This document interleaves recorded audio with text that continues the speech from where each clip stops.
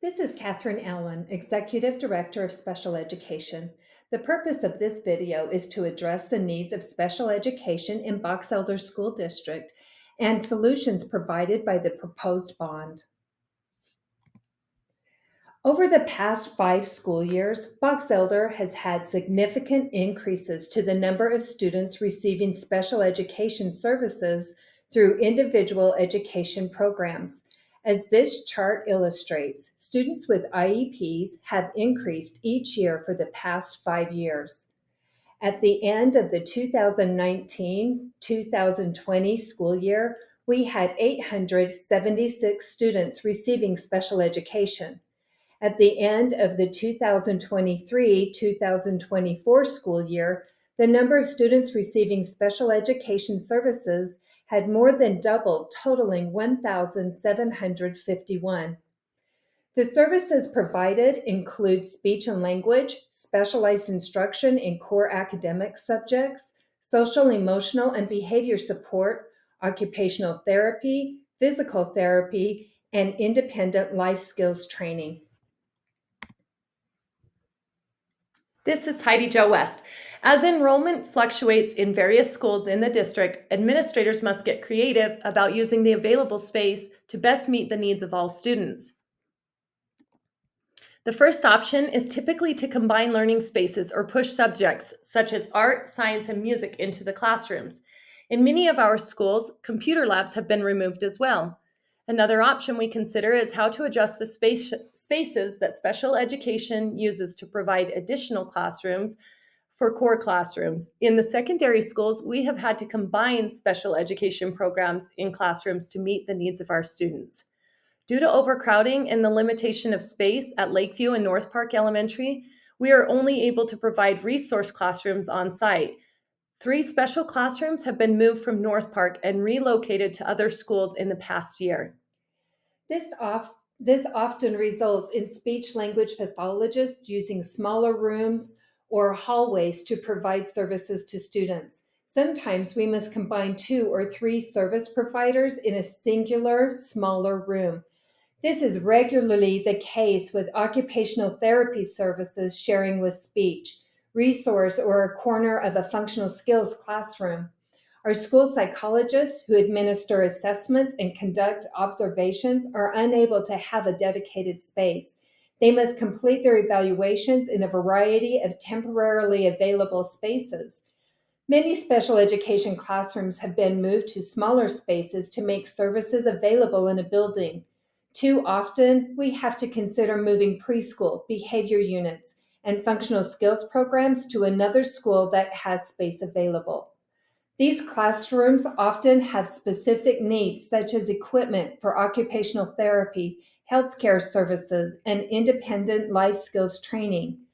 The curriculum for secondary students includes life skills development opportunities. Most of our classrooms do not have the resources necessary to adequately provide real-world experiences for students with disabilities. Special education teachers get creative and share spaces with other teachers to ensure that they provide a free and appropriate education. This can create conflicts in scheduling and access. In situations where special needs restrooms are not included in the special education classroom design, faculty rooms or stalls in student restrooms are set aside to provide privacy for students with toileting needs. The bond proposal addresses the space problems for buildings that are overcrowded by providing additional space.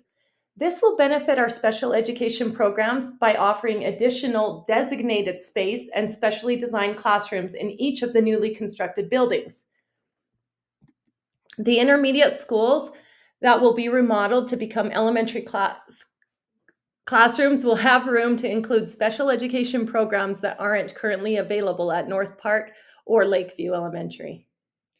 Remodeling the intermediate schools will allow preschool, functional skills, and behavior units to be included on site at these new elementary schools.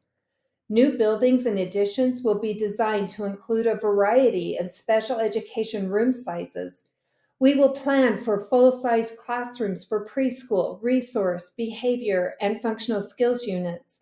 Building plans will include smaller instructional rooms that are appropriate for speech services and occupational therapy. We will provide similar spaces to be used for small group instruction of English language learners and students meeting with counselors. Itinerant offices are best suited for school psychologists, mental health providers, and/or outside agencies. The new plans for buildings will include a variety of room sizes. These learning spaces will increase efficiency and improve learning outcomes while meeting the specific needs of students and teachers. Construction plans for special education classrooms will include restrooms that follow ADA recommendations where appropriate. These will include lifts and changing stations to support students with individual toileting needs. Secondary classrooms will be designed to include sinks, appliances, and equipment for promoting the education of life skills. This will alleviate scheduling conflicts within the building and increase access for students with disabilities. The facilities department is currently working with existing schools on a 5-year plan to provide inclusive playgrounds that meet ADA recommendations. Both of the new elementary school playgrounds will be provided for students with disabilities to engage in inclusive play with their peers. Just remember that the date to vote on the proposed bond is November 5th, 2024.